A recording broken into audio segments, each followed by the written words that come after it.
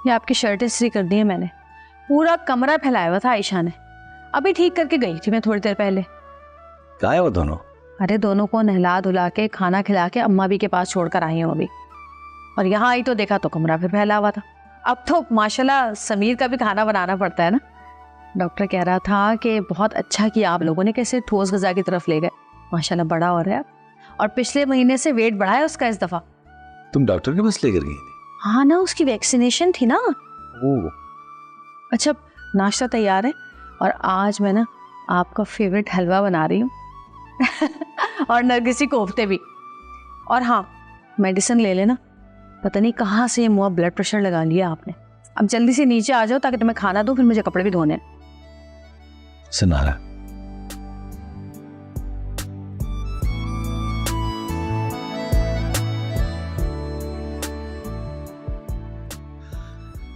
Thank you कि तुमने इस मुश्किल घड़ी में मेरा साथ दिया है। ये तो मेरा फर्ज था।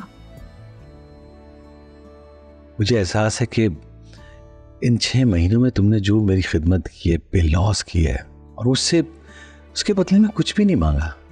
तुम मिल गए, ख्वाहिशें तमाम हुई मेरी।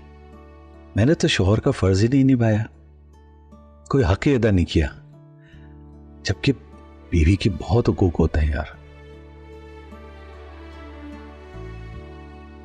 तुम मेरे सामने हो, मेरे साथ हो, यही काफी है मेरे लिए। बाकी सब ख्वाहिशें तो दुनियावी हैं, मेरे नाम के साथ तुम्हारा नाम जुड़ा है। एक छत के नीचे रहते हैं हम दोनों, तुम्हारे साथ हंस सकती हूँ, बोल सकती हूँ, रो सकती हूँ, जब चाहूं तुमसे बात कर सकती हूँ, तुम्हें जी भर के देख सकती हूँ।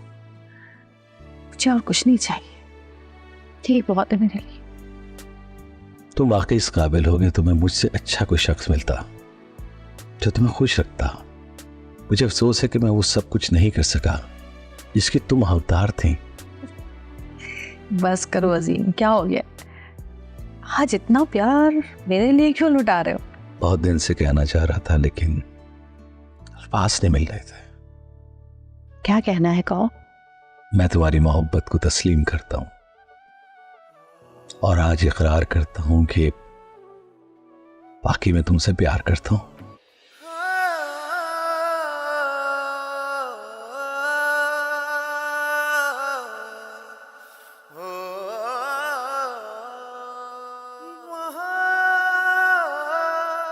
वसीम,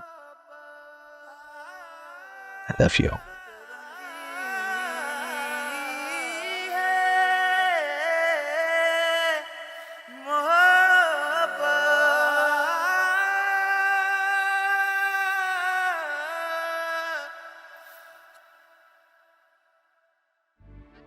लो भैया, गई बात आगे।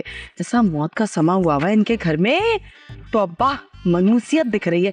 और तुम क्या तस्वीरें खींचे जा रही है अकेले अकेले? मेरी भी तस्वीरें ले, मैं भी फेसबुक पर डालूंगी।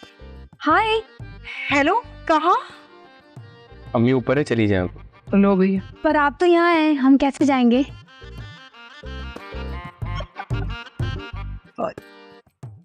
तुम क्यों हंस रही हो? ये तो मुझे बिल्कुल भी लिफ्ट नहीं कराता बाजी। अरे बहन, जाओ पीछे पड़ जाओ, पीछे लग जाओ, चिपकू बन जाओ, वरना मेरी तरह कुंवारी रह जाओगी। कह तो तुम बिल्कुल ठीक रही हो, जाती हूँ उसके पीछे। जाओ जाओ, जल्दी जाओ, मैं भी जरा ऊपर जाके देखूं इस घर में चल क्या रहा है। अब आप ही मुझे बता दें, आप जो फैसला करेंगी मुझे मंजूर है। आपकी बहन को ऐसी बात नहीं करनी चाहिए थी। इस बात पे मैं अपनी बहन को कसूरवार नहीं ठहराऊंगा। अगर आप उसकी जगह होती और आपका भाई ऐसी जिंदगी गुजार रहा होता तो आप मुझे बताएं, आप क्या करती? दुनिया वालों के लिए हम हस्बैंड एंड वाइफ हैं। अगर हमारा घर एक है और कमरे अलग अलग हैं तो घर वालों को क्या, बाहर वालों को भी ये बात अजीब लगेगी। मैं समझती। तो फिर अभी क्या करूं मैं? अभी तो मैंने बहाना बना दिया कि मुझे ऑफिस का काम करना था और आपकी नींद डिस्टर्ब होती है, लेकिन जाहिर है ये बात मैं रोज रोज तो नहीं कह सकता ना। ठीक है, फिर आप इधर ही आ जाए। बेहतर यही होगा कि उन्हें हमारे मामलात के बारे में इल्म ना हो। मैं नहीं चाहती कि उनका रवैया मेरी तरफ या मेरे घर वालों की तरफ तब्दील हो। Thank you.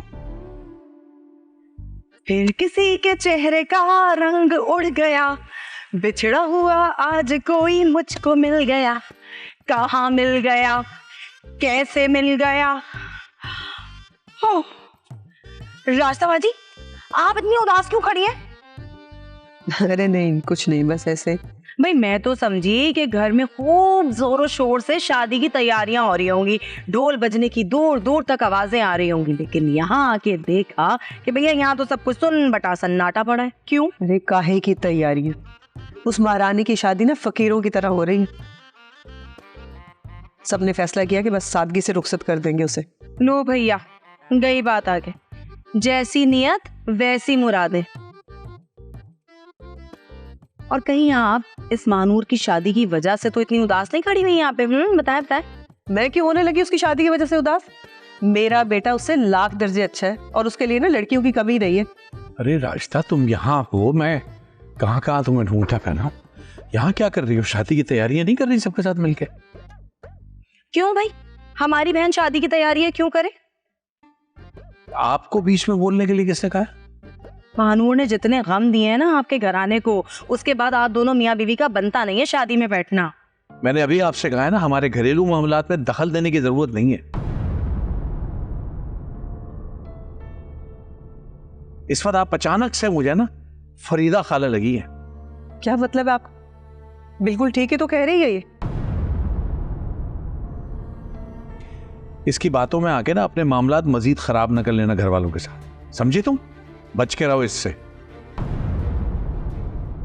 बढ़िया। अरमान, वो गाड़ी की चाबी नहीं मिली।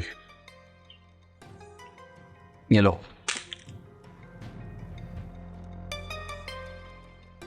तुम्हें कितनी बार कहा है गाड़ी की चाबी जेब में रख के मत घुमा करो। भाई तेरा मसला क्या है?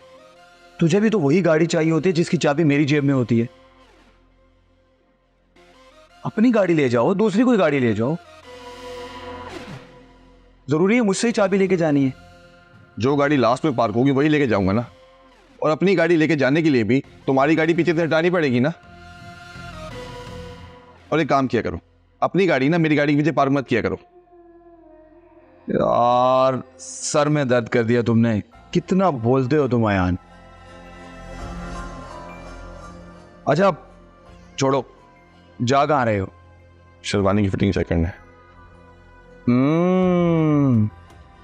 तो दूल्हे राजा शेरवानी लेने जा रहे हैं। जाओ जाओ, शौक से जाओ। आइंदा अपने पास मत रखना। अपनी गाड़ी लेकर जाया करो ना। दो गाड़ियां तो लेकर दी हुई हैं मजनू भाई को।